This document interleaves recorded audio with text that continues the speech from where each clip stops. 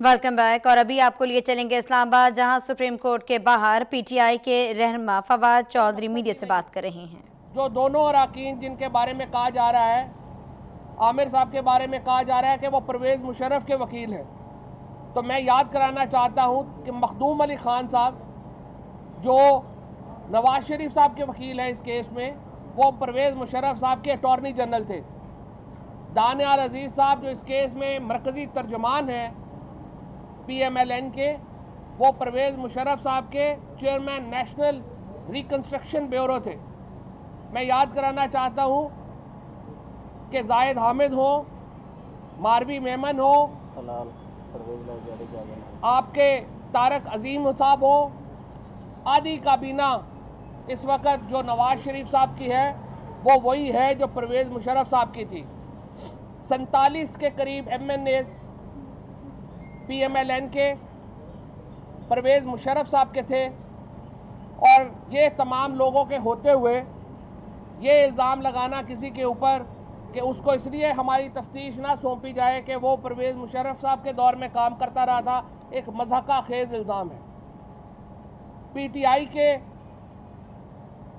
एक कहा गया है कि एक जो मेंबर है उनकी बेगम जो है, उन्होंने PTI की हमायत में फेसबुक पोस्ट कमेंट्स किए।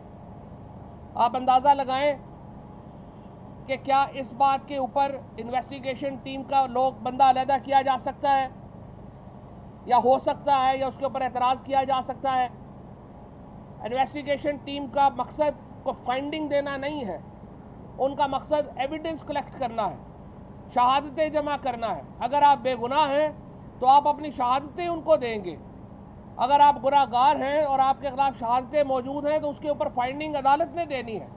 इन्वेस्टिगेशन टीम के ऊपर यह एतराज़ करना मज़ाक़ा खेज़ है हमारे ख्याल में। बहरहाल ये वो लोग हैं जिनको सुप्रीम कोर्ट ने अपॉइंट किया था, सुप्रीम कोर्ट ने लगाया था, और इंशाअल्लाह हमें उम्मीद यही है कि सुप्रीम कोर्ट का जो फ़ैसला है उसके ऊपर मुकम्मल अमल दरामद होगा।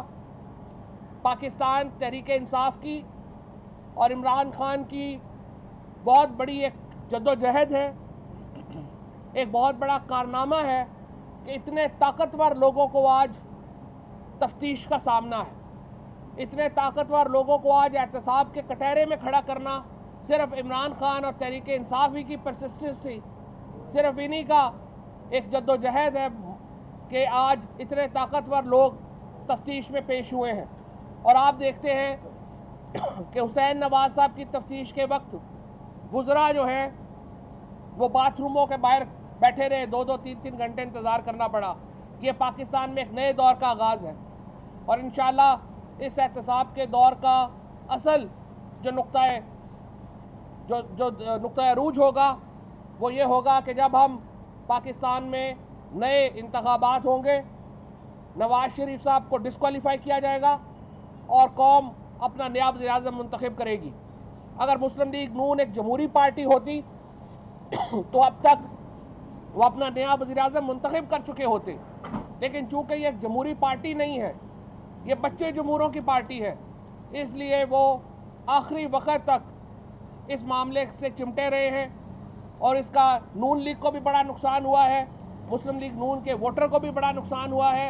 एक पॉलिटिकल पार्टी का ये काम नहीं है कि जब उनका लीडर अगर चोरी में पकड़ा जाए और इस कदर वाज़े चोरी में पकड़ा जाए तो फिर पार्टीज डिस्टेंस करती हैं। लेकिन यहाँ पर हम देखते हैं कि जमहूरी कल्चर कमज़ोर है, जिसकी वजह से हम MNAs मुंतखब नहीं करते, हम एक गुलामों की एक अंजुमन मुंतखब करते हैं जो हर हालत में अपने लीडर को प्रोटेक्ट करना, उसके साथ चलना चाहती है। अगर जमहूरियत होती तो अब तक नवाज शरीफ की जगह नया लीडर ऑफ द हाउस मुंतखब हो चुका होता।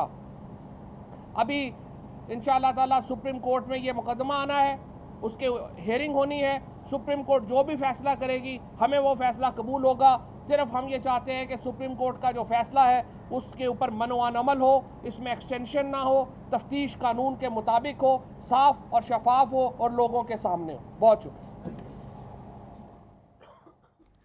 फवाद चौधरी इलेक्शन कमीशन के बाहर मीडिया से गुफ्तगू करे थे। उन्होंने कहा कि हमने इलेक्शन कमीशन में जवाब जमा करा दिया है।